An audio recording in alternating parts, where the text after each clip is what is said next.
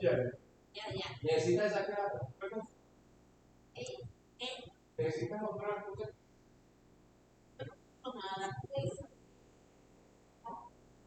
No sé.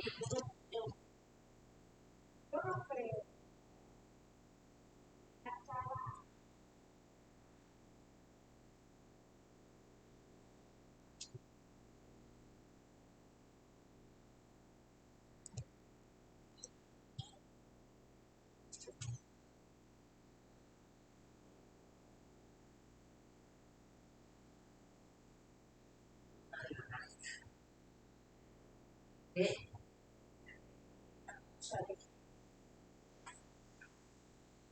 Una niña. Tesoro, tesoro.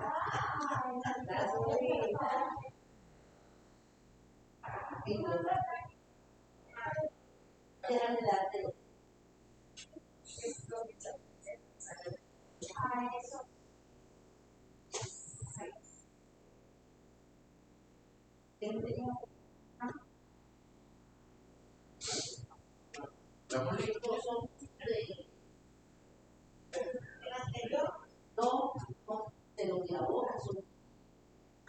Mira, esto la clase. Y ahora, por lo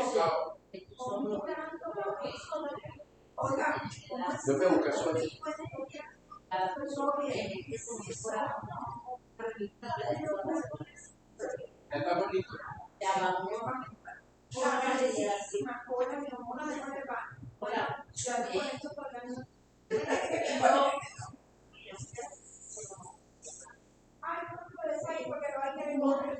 Hola. Hola, buenos días. Ay, te pongo así porque me corrí. Yo no me diga. Tengo una. Yo creo que es la motivación de la salvación. Si no le das salvación,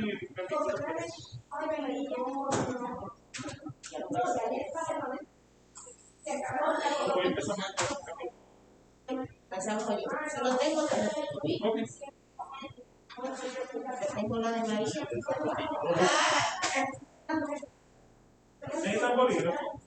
No traje, un traje, gracias.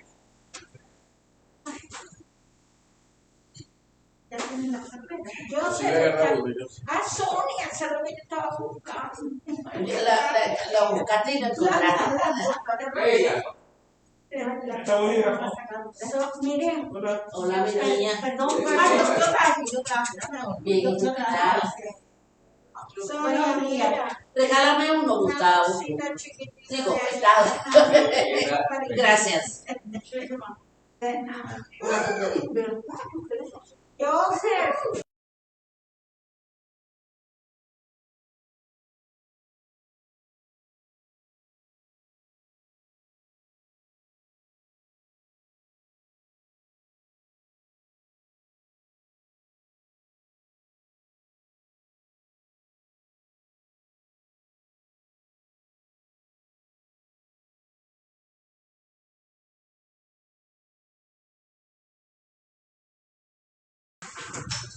Buenos días, Ya buenos.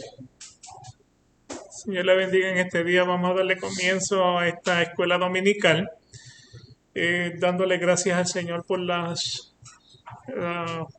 su palabra y lo que nos tiene para enseñar, lo que tiene para nosotros hoy para enseñarnos. Gracias, Padre, por este día.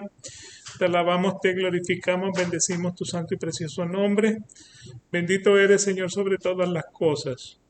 Te pedimos ahora, Señor, que nos des este, la habilidad para poder entender tu palabra, el don de poder entender tu palabra, Señor, el conocimiento que tú tienes para nosotros. Te damos gracias por ello en el nombre de Jesucristo, para gloria y honra de tu nombre. Amén. Hoy comenzamos el capítulo 3 de la Confesión de Fe de Westminster. Esta parte de la Confesión de Fe tiene 8 secciones. Hoy vamos a comenzar entonces con la sección número 1. Esos fueron los materiales que se le entregaron la semana pasada del capítulo 3,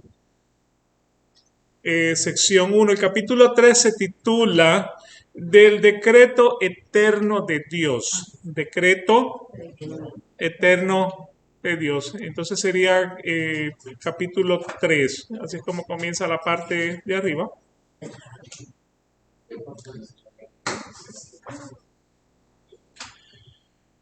Entonces, mirando la sección 1, la sección 1 sigue de la siguiente manera, o dice de la siguiente manera. Dios, desde la eternidad, por el sabio y santo consejo de su voluntad, ordenó libre e inalterablemente todo lo que sucede. Sin embargo, lo hizo de tal manera que Dios ni es el autor del pecado, ni hace violencia al libre albedrío de sus criaturas, ni quita la libertad ni contingencia de las causas secundarias, sino más bien las establece. ¿Okay? Eso es lo que dice en términos la confesión como tal. Y esta pues entonces la podemos desglosar en 4 líneas. Estoy en la página 3.1.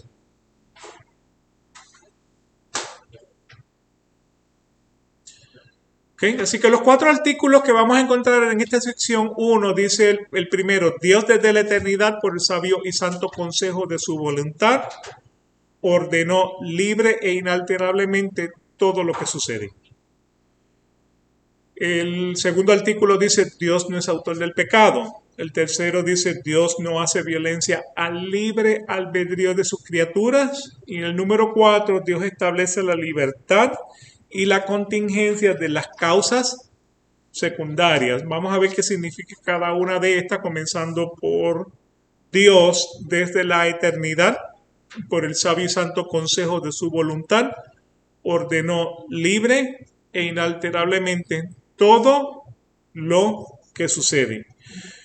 Comenzando con la eternidad. ¿Qué es la eternidad? La eternidad es la duración que no tiene ni principio ni tiene fin. O sea, eternidad no tiene principio, no tiene fin. Nosotros como hombres, como mujeres, pues trabajamos con un reloj, trabajamos con un calendario.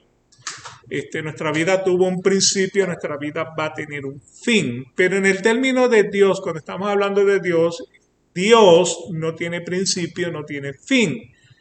¿De dónde vino Dios? La Biblia nos dice. Son de esas cosas que realmente no podemos comprender ni tampoco las podemos cuestionar, porque la Biblia nos da una revelación de su preexistencia. Pero Dios vive en la eternidad, desde la eternidad presente, perdón, desde la eternidad pasada, la eternidad presente y hasta la eternidad futura. O sea que si tomamos en nuestro inicio, nuestro principio en Génesis capítulo 1, versículo 1, donde dice, en el principio Dios creó los cielos y la tierra, antes del Génesis hay una eternidad. Del Génesis en adelante hay una eternidad. Entonces nosotros le llamamos eternidad en el pasado. O sea, lo que pasa es que nuevamente en Génesis aparece como en el principio, como si hubiera tenido un inicio, pero en el principio, en la eternidad pasada, la eternidad futura y el tiempo presente. ¿Ok? Así que nuevamente, pues Dios vive en la eternidad, tanto en el pasado como en la eternidad en el futuro, como en el presente. En Apocalipsis 1, versículo 8, se nos revela que yo soy el alfa y la omega, principio y fin, dice el Señor, que es y que era y que ha de venir el Todopoderoso. O sea, que ahí se nos revela exactamente, precisamente eso. Antes de era Dios, después de seguirá siendo el mismo Todopoderoso Dios. Eso es lo que quiere decir entonces ese versículo. Así que las actividades que Dios ordenó desde la eternidad fueron establecidas inalterablemente antes del Génesis. O sea que antes de que Génesis aparece, Dios ya había establecido todo lo que había ordenado. O sea, todo lo que ordenó fue antes de que comenzara Génesis, para los propósitos de principio y fin, o sea, nuestros propósitos de calendario, de tiempo, pues todas esas actividades de eternidad comienzan antes de Génesis. O sea que nuevamente, en el principio, a lo que hace referencia es antes de Génesis, la eternidad antes de Génesis. O sea, si lo vamos a hacer matemáticamente, 0 es el punto de partida. Antes de 0 tenemos números infinitos.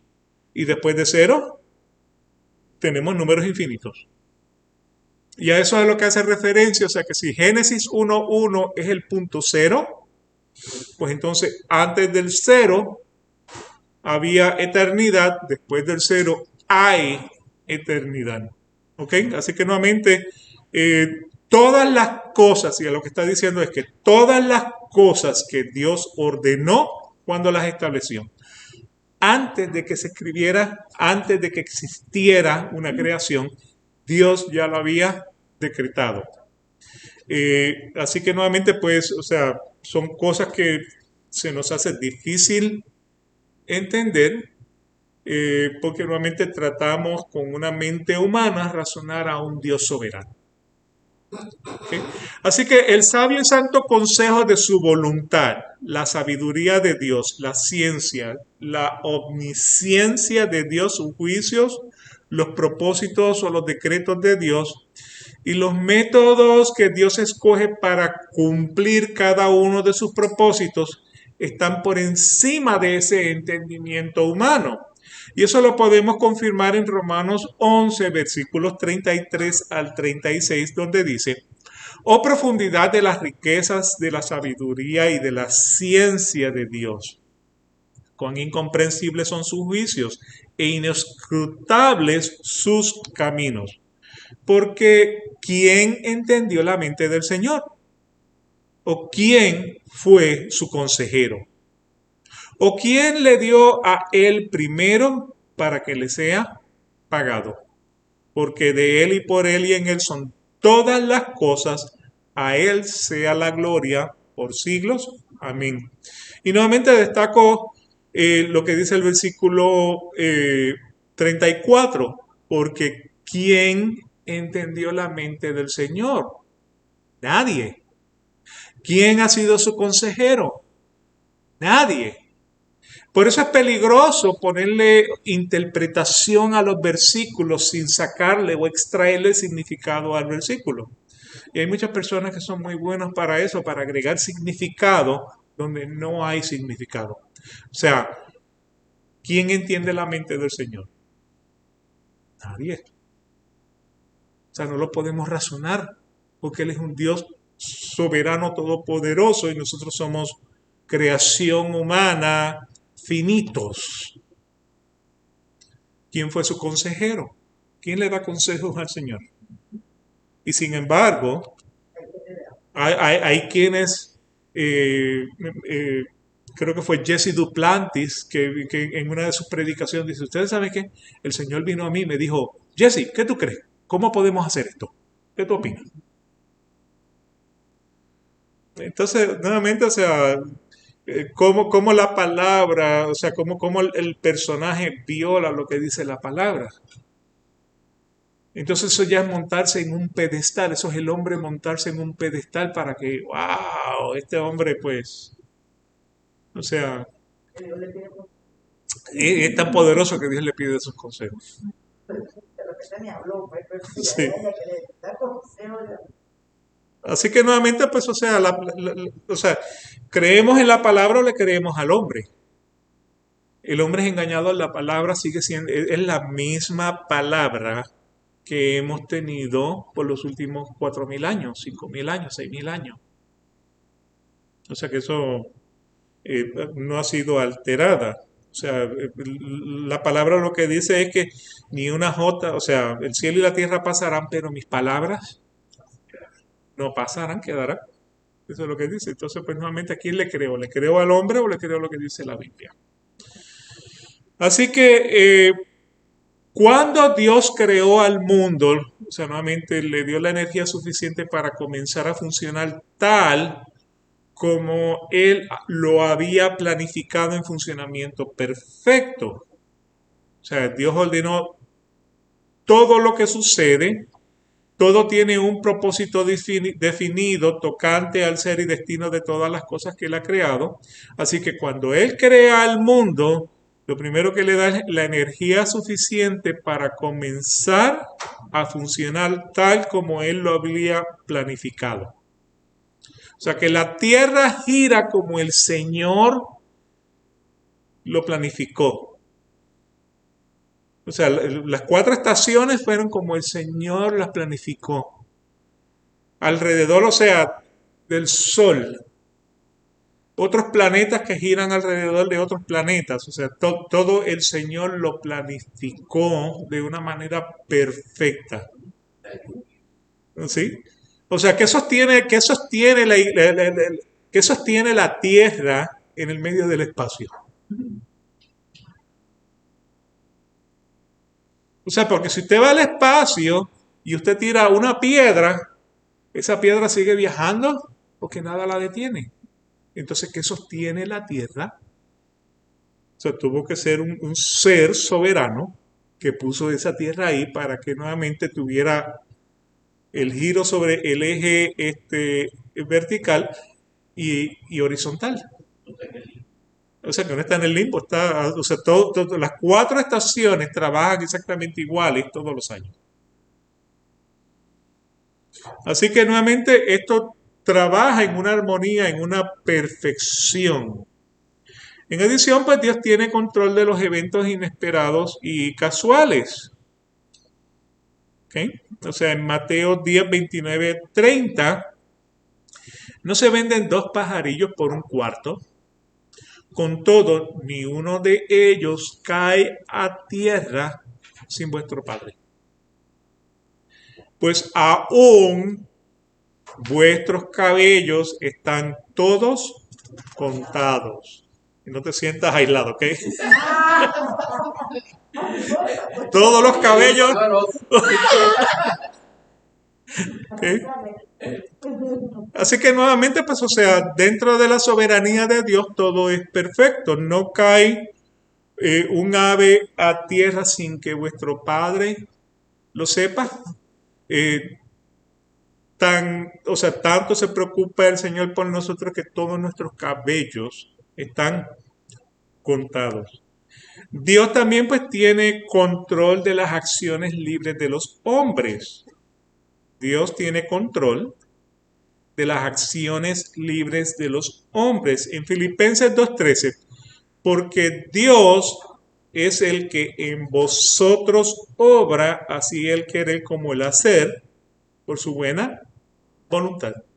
O sea que él tiene poder sobre esas acciones libres. Dios es el que obra el querer como el hacer por su buena voluntad. Y esto lo hace a través del Espíritu Santo en nosotros que nos redarguye para decirle, estás haciendo esto mal. Y también para dejarnos saber que estamos en armonía con el Señor, en el estudio, o sea, en la devoción, en el estudio de su palabra. Número 4, Dios tiene control de las acciones pecaminosas de los hombres. Interesante, Dios tiene control de las acciones pecaminosas de los hombres. Por ejemplo, Hechos 2, versículos 22 y 23. Varones israelitas, oíd estas palabras.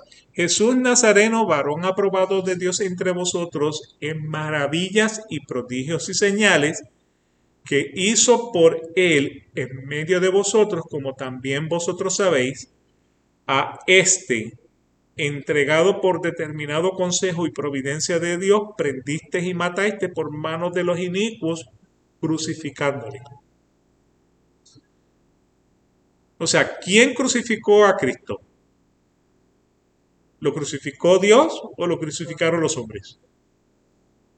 Sin embargo, aquí Pedro le está hablando entonces a los romanos, ustedes fueron los que crucificaron a Cristo. Pero que, nuevamente, ¿quién crucifica a Cristo? Pues Dios Padre utiliza al hombre. Entonces, ¿se acuerdan cuando hablábamos de Nabucodonosor, mi siervo? Bueno, Nabucodonosor era un hombre lleno de soberbia. Sin embargo, el Señor lo llama Nabucodonosor, mi siervo, porque fue instrumento para cumplir los propósitos de Dios en la tierra. A pesar de que nuevamente la crucifixión de Jesús fue un pecado, Dios utiliza al hombre para cumplir su propósito. Y el propósito era que Cristo fuera a la cruz del Calvario. El propósito era que por su muerte violenta, el derramamiento de su sangre, nosotros fuéramos comprados y pasáramos de esclavos del pecado a esclavos de la justicia. Lo que hicimos fue cambiar de dueño. Entonces ahora somos servidores. O sea, la palabra que utiliza la traducción es servidor, pero en el griego doulos lo que significa es esclavo. O sea, por ejemplo, cuando Pablo se identifica en el principio de muchas de sus cartas, donde comienza yo, Pablo, servidor o siervo de Jesucristo, la palabra que se utiliza como siervo nuevamente hace referencia a esclavo. O sea, que yo era esclavo del pecado, pero cuando Cristo me compró, me he convertido entonces en esclavo servidor de Jesucristo. Esclavo del pecado, esclavo de justicia. A eso es a lo que hace referencia entonces eso. Así que nuevamente, el Señor utiliza, si volvemos nuevamente una atrás, Dios tiene control de las acciones pecaminosas de los hombres. Dios utiliza hombres que no son piadosos, que no son cristianos, para cumplir sus propósitos. ¿Okay? Así que nuevamente utilizó los judíos para crucificar a Jesucristo, a Nabucodonosor para enseñar al pueblo de Israel, o llevar al pueblo de Israel al exilio, etc. Dios también tiene control de la salvación del hombre. Romanos 9, 15 y 18. Porque él dice a Moisés, tendré misericordia del que yo tenga misericordia, tendré compasión del que yo tenga compasión. Entonces en el versículo 18 dice, así que del que quiere tiene misericordia y al que quiere endurece. Entonces él tiene control de la salvación del hombre. ¿Me explico en eso? O sea, nuevamente, ¿quién nos salva? Nos salva Dios como un regalo, no por obras para que nadie se gloríe, como dice en Efesios. Así como Dios obra para llevar a cabo su plan según el designio de su voluntad, Él entonces le suministra la energía a cada creyente y le da el poder necesario para su perfeccionamiento espiritual, comprendiendo todo en un sistema enteramente perfecto, tanto el fin principal como los fines y los medios subordinados para lograr su propósito. O sea que en otras palabras, el propósito de Dios es el resultado final. Dios entonces, todo lo que sea necesario para lograr ese resultado final, Dios es el que da la energía para que esto pueda entonces llevarse a cabo. Entonces, pues, para algunos es pecado, para otros, pues, es rectitud.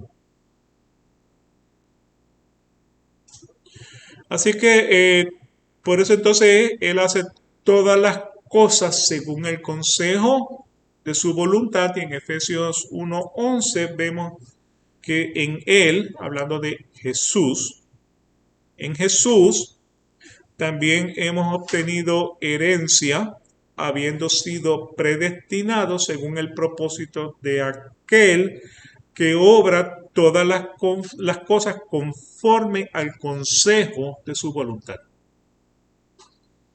Así que en Jesús, queriendo decir, por la muerte violenta de Jesucristo en la cruz del Calvario, hemos obtenido herencia.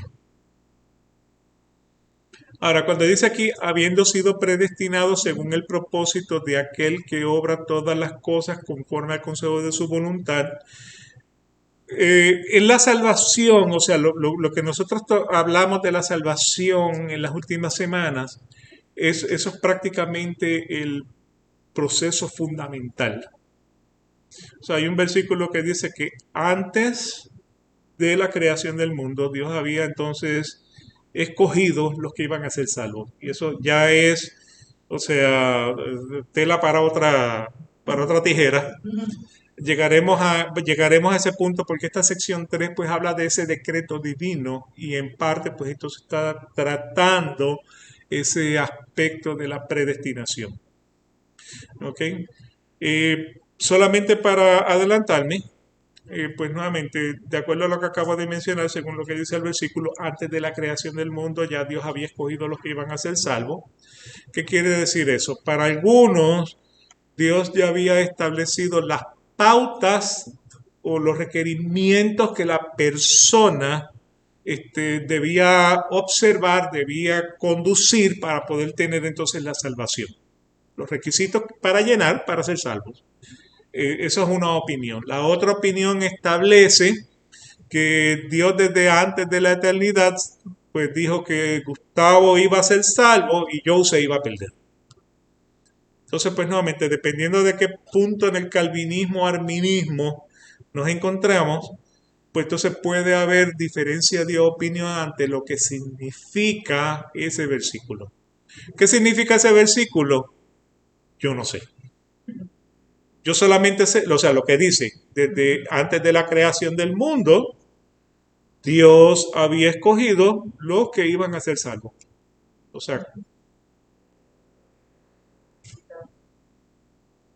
sea, si él dijo que, o sea, ya los tenía por nombre, si él ya los tenía, o sea, por característica, Hay cosas que no lo. entonces esa es una de esas cosas. ¿Quién le dio consejo al Señor? Por eso les digo. Entonces, dependiendo de qué doctrina es la que usted está mirando, pues, o sea, pueden haber diferentes opiniones ante lo que. Yo sé, ahí es donde se aprovecha mucha gente. A no decir no sé, entonces da su opinión. Ajá. Entonces, pero es una opinión de él personal. Puede salir son opiniones tratando de, o sea, tratando de definir la mente de Dios. Entonces ya eso o sea, hay cosas, yo no se las puedo explicar, yo no les puedo explicar la Trinidad. Sin embargo, yo puedo ver lo que dice la Biblia y entonces, de acuerdo con eso, pues, o sea, ir por lo que dice la Biblia, hermana Aigla, De acuerdo dice que dice, porque le dice a Moisés, ¿verdad? Que va a tener misericordia del de que te... alguno, porque ya yo entiendo que desde antes de la creación ya el Señor escogió, ¿sí? Ujú, Pero Él nos manda a predicar a todos, ¿verdad? sí, Entonces, alguien que sea salvo, que uno le predique y dice, sí, yo acepto a Cristo, yo sé que Él es mi Salvador, ¿qué tal? Ya Dios allí tuvo misericordia. Pero entonces empieza una contradicción. Si Él no le obedece en todos sus mandamientos, entonces ese tampoco va a ser a Él.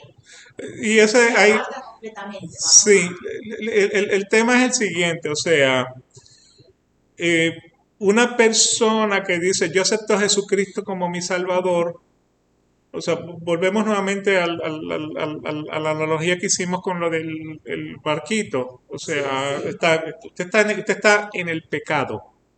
Usted lleva 100 años chapaleteando, tratando de salvarse usted mismo y no puede. Y en eso pasa el barco salvavidas. Usted no dice, yo te acepto. Yo te acepto, pero mira, yo te voy a aceptar con condiciones. Dentro de ese barquito tú tienes que tener una piscina de esta agua, de picadito, para que yo pueda entonces disfrutarlo. Sí.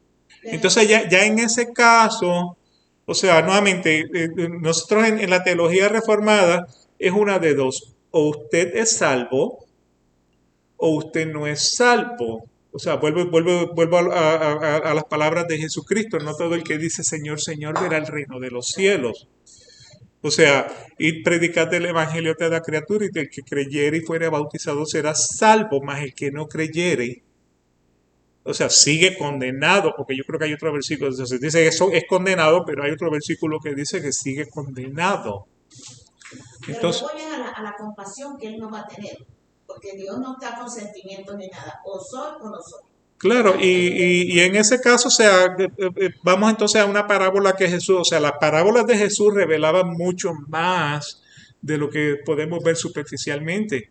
O sea, hay dos hombres que van a la hora de la oración, uno un fariseo, otro un publicano, y el fariseo decía, Señor, yo te doy gracias que yo no soy como este hombre. O sea, yo ayuno, yo oro, yo diezmo, o sea, yo hago todo, pero este no, y este acá, o sea, lo que el Señor decía era que este aquí, de lo que decía, se golpeaba el pecho, y el golpe en el pecho lo que significa es el dolor que estoy sintiendo por mi vida pecaminosa. Y no quería alzar los ojos al cielo, y lo único que decía era, Señor, sé propicio de mí, ten misericordia de mí, que yo soy un pecador. O sea que si vamos nuevamente a esa analogía del hombre en el mar, cuando ve el barco salvavidas, lo único que él puede decir es, Señor, ten misericordia de mí, que soy un pecador, que me estoy muriendo en este pecado. Entonces Señor te mira y dice, tengo misericordia de ti y te rescata. Pero, o sea, que o sea, ya que estás rescatado, ya que eres salvo, ¿qué va a decir el Señor? Oye, me equivoqué y volví y te empuja al agua. Estamos en esa. O sea, que realmente, pues, o sea, cuando el hombre dice que la salvación se pierde, lo que está haciendo es a Dios impotente. Porque entonces lo que quiere decir es que Dios no sabe quién es salvo y Dios no sabe quién no es salvo. O sea, ¿dónde está la omnisciencia de Dios? ¿Dónde está Todo lo sabe. Pero es que si aquí nos dice que Él va antes de la creación, yo sabía. Yo me imagino que la creación es antes de nosotros nacer. Sí, claro. Ya, ya Él sabía, te voy a enviar este niño a mí y Él va a ser salvo, como todos los profetas que predicaban, que todo, ya Él sabía todo lo que iban a hacer. Pero vamos a la parte de nosotros, ¿verdad? Nacemos, ya sabemos, porque Él conoce toda nuestra vida, y si vamos a ser salvos o no, ¿ya? Y si Él tiene misericordia, Es que el hombre de tiene... que el hombre pueda, le da esa oportunidad en el momento, unos minutos antes de nacer, antes de morir. Bueno, y nuevamente eso cae dentro de la soberanía de Dios. O sea que realmente pues nosotros no podemos decir tú te vas a salvar y tú te vas a perder. Claro, la Biblia lo que dice es, o sea, hay dentro de la iglesia personas que dicen, Señor, Señor, en tu nombre echamos fuera demonios, en tu nombre sanamos muchos enfermos. Esos son líderes cristianos. Y hoy día los tenemos, aparecen en televisión. ¿Y qué es lo que les va a decir el Señor? Mira, yo nunca te conocí. O sea, no fue que un día fuiste y un día dejaste de ser, es que nunca tuve una relación íntima. O sea, esa palabra conocer es la intimidad que tiene una pareja casada, el hombre con su mujer. O sea, si vamos a Génesis cuando dice que Adán conoció a Eva, ¿cuál fue el resultado de conocer a Eva? No fueron flores, no fueron chocolates, fue Caín, fue Abel y fue... Entonces, pues, cuando dice nunca te conocí, es que nunca tuve esa relación de intimidad contigo como para decir que tú eres mi servidor. Hay otro pasaje que dice, estos son los llamados, Y un poco los escogidos. que yo pienso en ese texto como que muchos, no sé si ese mucho se refiere a todo el mundo o se refiere a la gente que dice creer en Jesús, Ujú, pero de esos que dicen creer en Jesús, pocos son los que de verdad... sí. Y recuérdate, o sea, o sea, si vamos a Juan 3:16, de tal manera amó Dios al mundo. O sea, lo que cae es en una gracia común. O sea, llueve para el impío y llueve para el justo. ¿Me explico? Sale el sol para el impío, sale el sol para el justo. O sea, tenemos una siembra y una cosecha, y de esa siembra y de esa cosecha se beneficia tanto el impío como el justo. Esa es la gracia común de Dios. Tenemos, Dios le da dones a los hombres, o sea, tenemos cirujanos, tenemos médicos, tenemos dentistas, tenemos ingenieros, o sea, de todas estas profesiones hay justos y hay injustos. Entonces, eso cae dentro de la gracia común. Dentro de esa gracia común, todo hombre tiene la posibilidad de escuchar el Evangelio. A todo hombre se le presenta el Evangelio. O sea, el hombre puede mirar la creación y decir esto solamente lo pudo haber hecho un Dios. Eso está en Romanos capítulo 1, versículos 18 en adelante.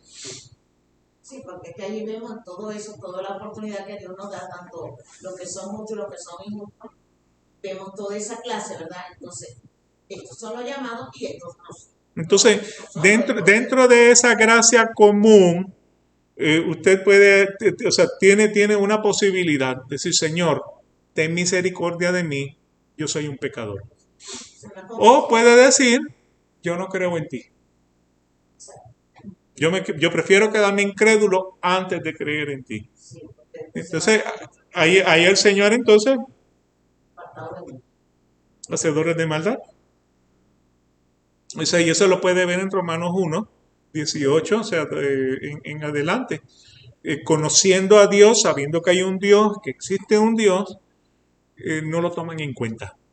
Entonces prefieren honrar a la creación que honrar al creador. ¿Y qué hace Dios? Dios le da una mente reprobada.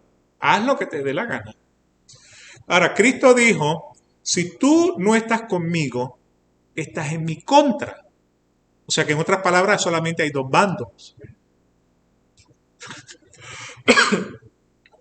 Entonces dentro de esos dos bandos, o sea, si Cristo te rechaza, el otro bando te recoge.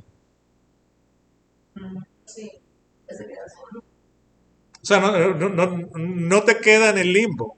Sí, no hay gris, es blanco o negro. Es blanco o negro, no hay grises. Yo se pasa mucho por lo de la Biblia. Si yo creo que Dios hizo, o sea, la Biblia que no, yo estoy convencido. Si tú crees en decir, Sí. Yo quiero ser claro con todos. La Biblia es para creyentes. La Biblia no es para incrédulos. La Biblia es para creyentes. ¿Usted cree? La Biblia es para usted. Porque sin fe es imposible agradar a Dios. ¿Y de dónde te sale entonces? ¿De dónde salen las verdades bíblicas? De creer lo que dice la Biblia. sea, vuelvo y le destaco, yo no cuestiono la Trinidad,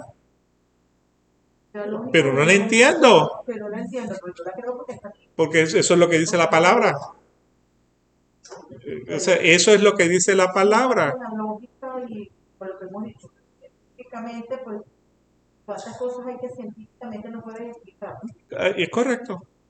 Pero sin fe es imposible agradar a Dios. Porque es necesario que el que le crea venga a Él sin tener la evidencia de si existe o no existe. Entonces ahí comienza a decir, pues entonces por fe Abraham agarró sus motetes y se mudó fue a una tierra prometida sin saber para dónde iba. Y allí habitó como extranjero. Pero esa era la tierra que el Señor le había prometido a Abraham y a su descendencia. ¿Me explico? Entonces, pues nuevamente, o sea, y ahí eso es lo que es la fe. La Biblia lo dice, yo lo tengo que creer aunque no tenga la evidencia de cómo, o sea, de cómo apoyarlo. Pero no lo puedo, o sea, yo no lo entiendo, pero lo creo. Dar fe de que Sí, porque desde un principio la persona puede aceptar a Jesús, puede aceptar a Cristo, pues, y no sabe de Biblia, no sabe nada. Pero ya ahí entonces la persona que lo puede evangelizar, o que sea X, tiene que ir indicando, mira, tú vas a leer, tú crees en la palabra, ¿verdad? En la Biblia, y dice, Ujú. yo creo, ya allí tiene una oportunidad. De allí en adelante, entonces tú tienes que ir leyendo la palabra para que te empapes de eso. Claro, para que aumente la Ahora, fe. si aquel dice, "Ay, no, yo soy ateo, yo no te pero algún día vas a proclamar lo que te pase a Dios". Pues yo se lo digo así. Sí, No, claro. yo soy ateo, yo no creo en nadie. Cuando te des un machucón, no vas a decir ni una, sino que te vas a acordar Sí. de Dios. Y en las pautas del nuevo pacto, lo que dice Jeremías 31 y Ezequiel 36 me parece que eran lo viceversa. Cuando leemos las pautas del nuevo pacto, yo pondré mi palabra en ti, yo te quitaré el corazón de piedra, y yo te pondré un corazón de carne, yo haré que tú andes en mis estatutos. Entonces, pues nuevamente ahí vemos la soberanía de Dios trabajando nuevamente ese nuevo pacto. Así que nuevamente, sí, o sea, el Señor da la oportunidad, nuevamente eso cae dentro de la gracia común, pero el hombre que rechaza el barco salvavidas y le dice, usted a mí no me conviene, siga, siga. Sobre una cosa que no entendemos, de Deuteronomio 29 dice, las cosas secretas pertenecen a tu Padre, ¿Es correcto? mas las reveladas son para nosotros y para nuestros hijos para siempre, a fin de que cumplamos todas las palabras de Dios. Sí. O sea que yo realmente no lo tengo que cuestionar, yo solamente lo tengo que creer. O sea, ¿lo puedes evidenciar? No. Pero entonces, a mí también esa palabra de que tenemos la mente de Cristo, pero no tenemos esa soberanía eterna de Cristo, ¿verdad? No. Tenemos la mente que vamos como encajando cosas bíblicas, Sí. porque están acá y nos las va revelando el Señor. Entonces, porque a veces a uno le suceden cosas que uno dice, pero ¿por qué que yo pasé por esto y yo tuve antes que no debí pasar por eso? O sea, tiene como una advertencia nuestra mente, porque nos la da Cristo, ¿verdad? Ujú. O nos la da Dios, bueno, Padre y Espíritu Santo, nos da esa advertencia. No vayas por este lado porque tú puedes ir mal. Y cuando tú pasas y vienes, había un choque en ese momento, calcular, y había un choque, a lo mejor el Señor previó de que tú no vayas Sí. a chocar con el que venía. Y hay ocasiones que permite que el choque ocurra también. ¿Qué ocurra? Sí, porque todo lo que sucede es porque Él quiere. Para o sea, para su soberanía. Sí. O sea, cuando estamos hablando de tener la mente de Jesucristo, tenemos que tener los ojos de Jesucristo. Tenemos que ver al hombre como si Cristo lo estuviera mirando. O sea, por ejemplo, el joven rico que le dice, maestro bueno, como yo me puedo ganar la vida eterna. Y Cristo le dice, cumple los 10 mandamientos. O sea, Cristo lo que estaba tratando de hacer era confrontarlo con su pecado para que pudiera decir, no es que yo no puedo cumplir los 10 mandamientos, porque, o sea, no tengo esas habilidades. Para que entonces Cristo le dijera, bueno, es por mí que tú vas a ser salvo. No es por tus habilidades, por mí. Pero ¿qué es lo que le dice el joven rico? Yo hago todo eso. Eso significa que ya yo tengo la salvación, porque nuevamente la doctrina judía establece que si tú tienes la habilidad para cumplir los 613 mandamientos, por lo tanto, tú puedes dejar de pecar. Eso es lo que dice la doctrina judía. Entonces, Cristo lo que está tratando de hacer es de confrontarlo con su pecado. Y cuando el joven le dice, todo eso yo lo he hecho desde mi juventud, entonces el siguiente versículo dice, el Señor lo amó. No dice lo despreció, dice el Señor lo amó y le dijo, una cosa te falta. Vende todo lo que tienes, repártelo entre los pobres, toma tu cruz y sígueme. Entonces, pues nuevamente, pero Cristo lo amó. O sea, es la voluntad de Dios que el hombre sea salvo. Entonces, Dios no se regocija en el impío que se pierde. A él no le da alegría cuando el hombre se pierde, porque el deseo de Dios, la voluntad de Dios es que el hombre sea salvo. Entonces, pues, cuando vemos al hombre, tenemos que ver al hombre con los ojos de Cristo. Bueno, ¿cómo Cristo miró al joven rico? Lo amó. Sintió amor. O sea, ¿por qué Cristo llora en la tumba de Lázaro? Él iba a resucitar a Lázaro.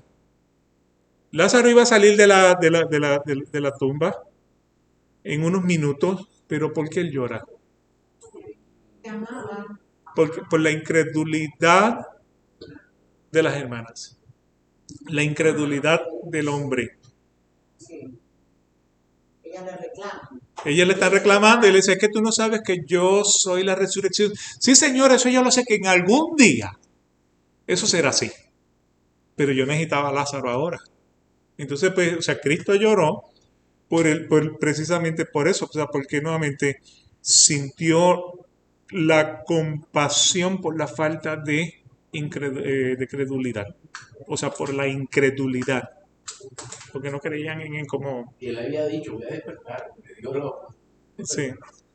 Así que nuevamente, pues, o sea, cuando tenemos la mente de Cristo, tenemos que ver al hombre que se pierde con la misma compasión que Cristo lo está mirando.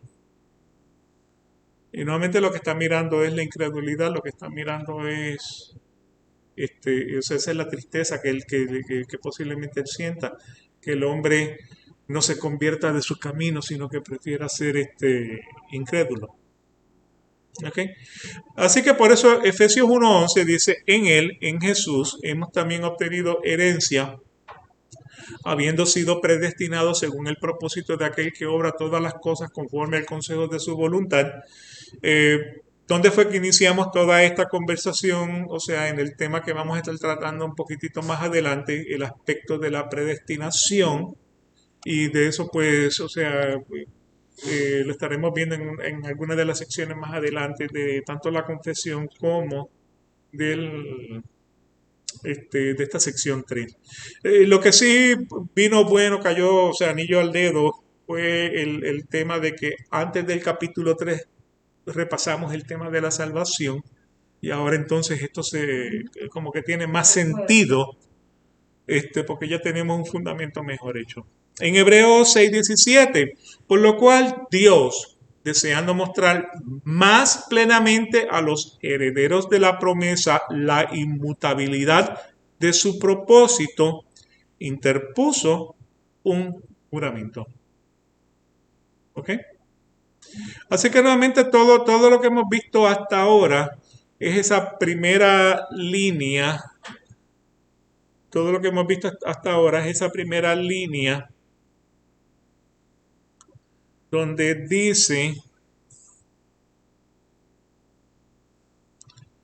que Dios desde la eternidad y por el sabio y santo consejo de su voluntad ordenó libre e inalterablemente todo lo que sucede. Eso es lo único que hemos visto hasta ahora. ¿Ok? Así que Déjeme ver si tenemos tiempito para...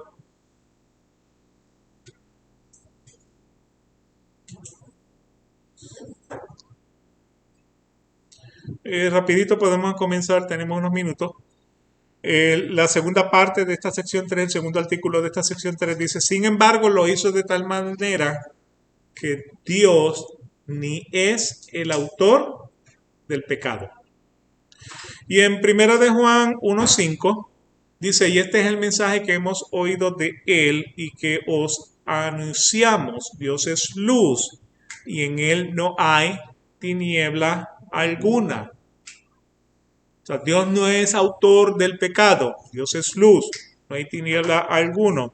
En Santiago 1, versículos 13 y 17 dice, que nadie diga cuando es tentado, soy tentado por Dios, porque Dios no puede ser tentado por el mal y él mismo no tienta a nadie.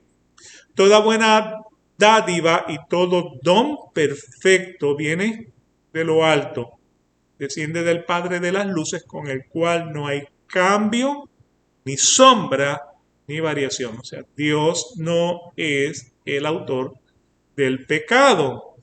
Pero con respecto a los actos pecaminosos de los hombres y de los ángeles malvados, Dios solo permite a los malvados hacerlos.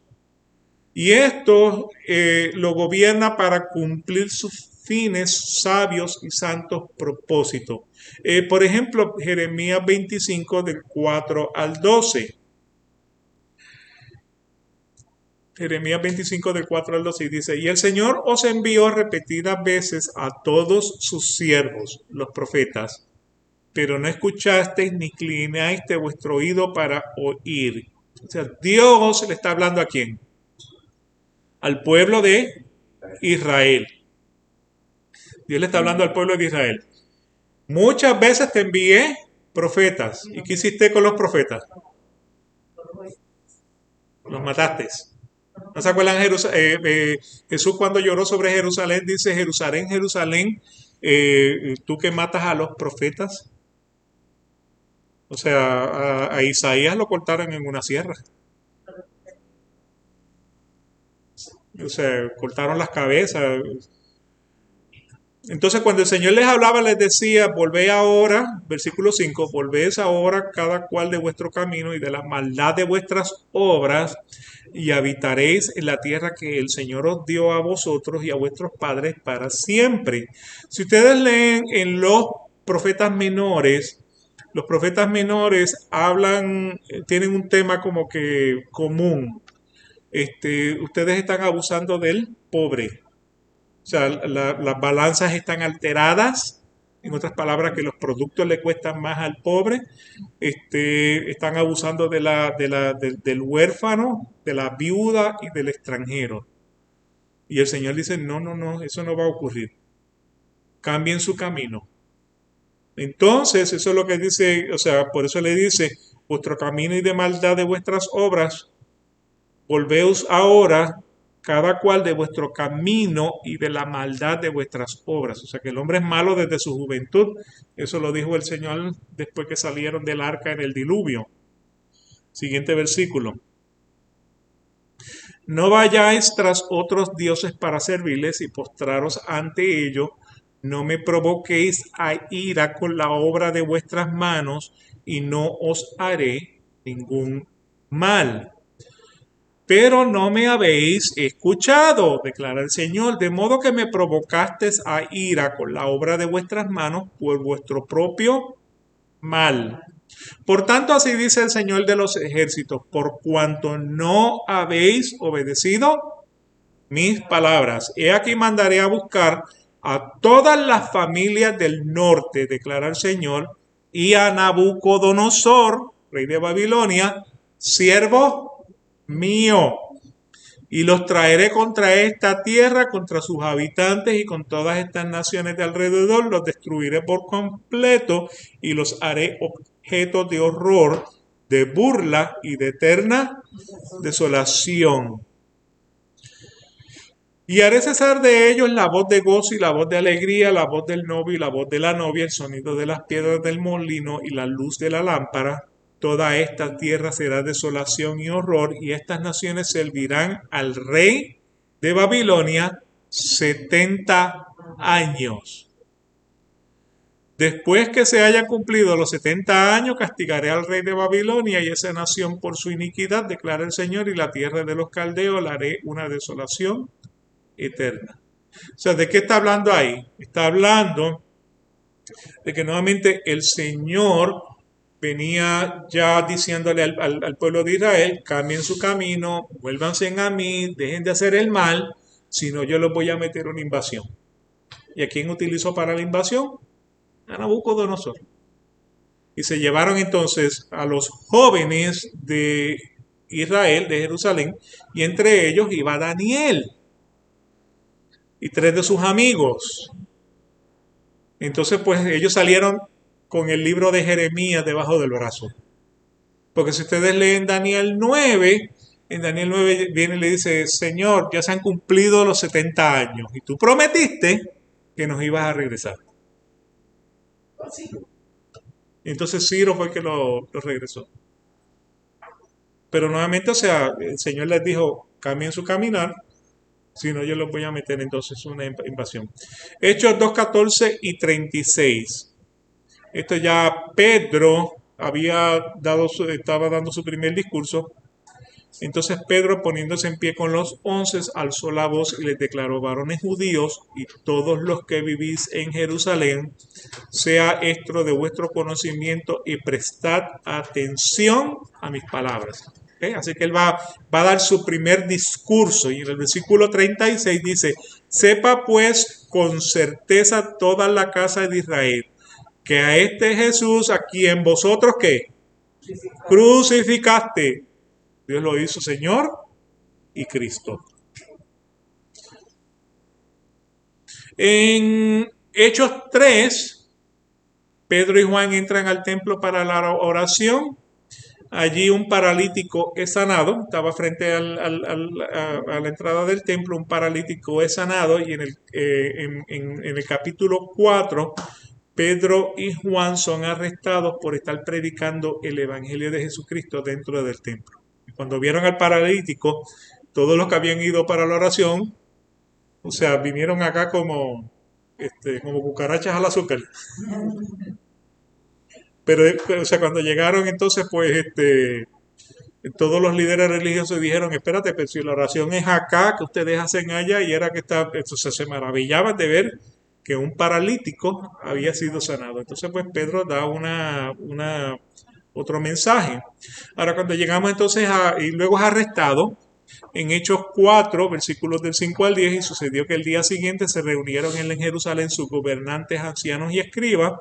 Estaban allí el sumo sacerdote Anás, Caifás, Juan, Alejandro y todos los que eran del linaje de los sumos sacerdotes, y habiéndolos puesto en medio de ellos, le interrogaban: ¿con qué poder o en qué nombre habéis hecho esto? Entonces Pedro, lleno del Espíritu Santo, les dijo: gobernantes y ancianos del pueblo, si se nos está interrogando hoy por causa del beneficio hecho a un hombre enfermo y de qué manera éste ha sido sanado, sabed todos vosotros y todo el pueblo de Israel que en el nombre de Jesucristo el Nazareno, a quien vosotros crucificasteis y a quien Dios resucitó de entre los muertos, por él este hombre haya sido sano delante de vosotros. En otras palabras, Dios utiliza al hombre para cumplir su propósito.